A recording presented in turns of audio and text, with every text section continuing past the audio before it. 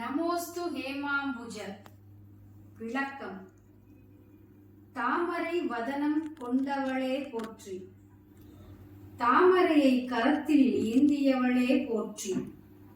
தரணிக்கே தாயாக திகழ்பவளே போற்றி. தேவர்களுக்கெல்லாம் தாமரை கரம் காட்டி கருணை பொழிபவளே போற்றி. பெருமை மிக்க சாரங்கபாணியின் மனையாளே போற்றி. தாமரை கண்ணால் செல்வம் தந்தருள்வாய் போற்றி போற்றி. ஜெய ஜெய சங்கர, ஹர ஹர சங்கர.